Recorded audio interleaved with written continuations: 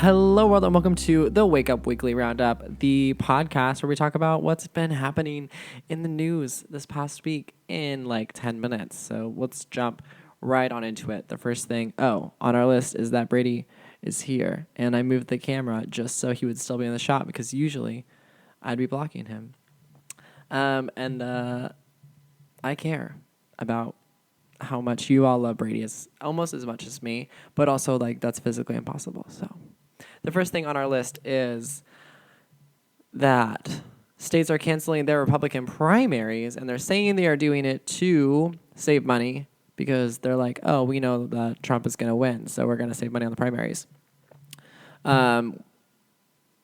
Which is like complex because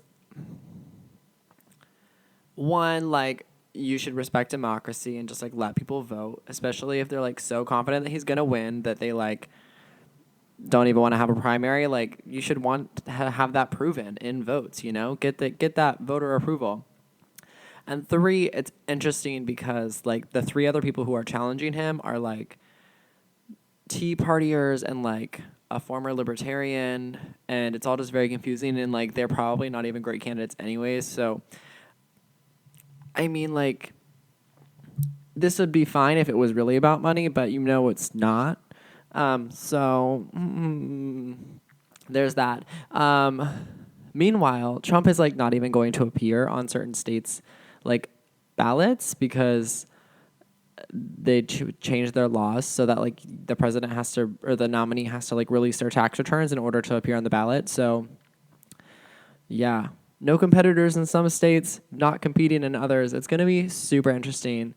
But if you are a registered Republican, you should probably like call someone and tell them how you feel. I would say I would, but I'm a registered independent. And so they'd be like, well, we don't really care because you're not registered Republican. But if you care, you should actually care and like do something about it because you can still for a limited amount of time. The next thing on our list is that, there were some hearings last week, and some people in Congress, and some people just like didn't show up. They were summoned and just like didn't show up in front of Congress, and then like another guy who did show up just like was super like non-compliant and obnoxious and like disrespectful. And Congress didn't like hold anybody in contempt or like hold anybody accountable. And I don't know how they expect to ever get answers if they just like allow these people to like literally break the law. Like when you are summoned to appear in a court hearing in front of Congress, you are legally required to go. And it might be because like, I don't know, maybe the Department of Justice is like a corrupt sellout right now and wouldn't hold anybody accountable. I don't know. But I still think they should try, you know? And on that note, we're going to talk about the whistleblowing thing that's happening right now. You might have seen some new, like, impeachment stuff, some discussions about all of that, and, like, some whispers about whistleblowing in Ukraine. What's that situation? Basically, in, like, July, I think of this year, or last year. Honestly, don't care.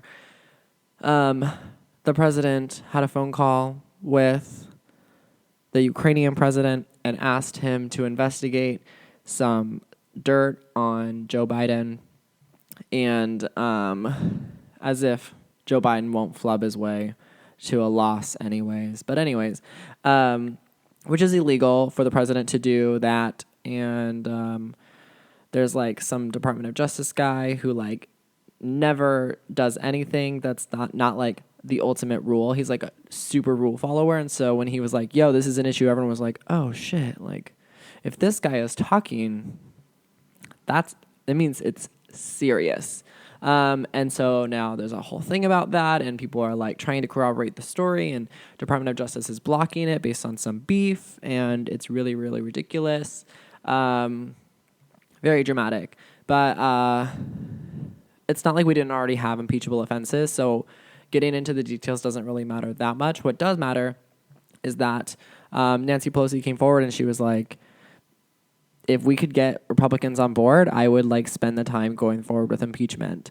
But, and I get what she's saying, like it's not worth the time, but also it is to Americans to like signify and be like, hey, we do care. even if you know it's going to fail, I think it's important to attempt to hold people accountable and show that you respect the law, even though you know that other people won't. Do you know what I mean? And so hearing that's kind of annoying, but I get it. And it's the clearest answer she's given us in a long time for why she always acts like this. So I'll take the explanation. She did some form or speech or something about being interested in changing the precedent. Brady, we're filming. Thank you. Changing the precedent of not being able to indict a sitting president, which is not it's an interpretation of the law, and there's precedent for that, but it's not actually the law, and so they're we could change it. And there's, at least 5 counts of which the president could be indicted like that, which is already enough for me to not vote for him because he's a criminal and will go to jail the moment he's not in office, which is also why he never wants to leave office and wants to extend the presidency forever, which he keeps joking about, but it's not a joke. But anyways, that's that. What else happened? Oh, also, speaking of the president, he showed up at the climate summit at the UN today for literally 14 minutes. It was an all day long thing. And he just showed up for 14 minutes.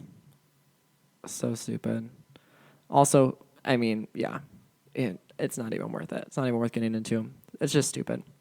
Meanwhile, Greta has given another amazing speech on the floor of the UN Climate Summit. But the thing I want to get into, besides the fact that you should watch that speech because it's very emotionally compelling, and she just has such a way with words, and that it's inspiring, but also just understandable. You're yeah, I feel that, and I get that, and you're on board, and I really respect her.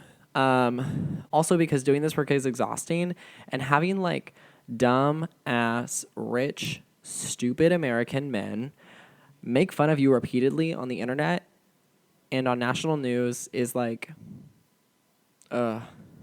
confrontations are my work. I hate that in my organizing, and so putting herself out there and having the will with all to continue, wow, it hurts me just to think about it, and I just I'm so proud of her. And I'm inspired because of that to keep going. I'm if she can do that, then I guess we could all do literally so much more. But apparently a bunch of youth are, I'm going to pull up this article because I want to get it all right. But apparently a bunch of youth are suing 5 countries as a human rights violation treaty law thing. It's some treaty, the most ratified treaty ever in the UN to protect the rights of children. And they are suing, saying that by these countries not doing enough and setting good enough goals to stop climate change, they are violating their human rights because they won't have a future. And it's in violation of this treaty to protect the rights of children. And they're not asking for money. They're just asking these countries to commit to better goals that would actually meet what is expected and then follow through. And those countries are Germany, Turkey, France, Argentina, and Brazil. And you might be those are an interesting 5 countries. Yeah, it is, isn't it? The only reason that the U.S. is not on there, and China, the only reason U.S. and China are not on there is because they did not ratify the part of the treaty that would allow youth to sue them for human rights violations, which is just such an American thing to do. I'm not surprised. I knew there was a reason why, and I was excited to get to the bottom of the article to get the tea. You ever get that feeling? You're you're reading some nerdy article and you're oh shit, it's about to get good. I hope that's how you feel about this podcast. That's the end. I hope that you enjoyed it. I'll see you all next week. If you want to talk about anything, hit me up in the comments section. Let's get into it. Until then, remember, every day is a chance to get better.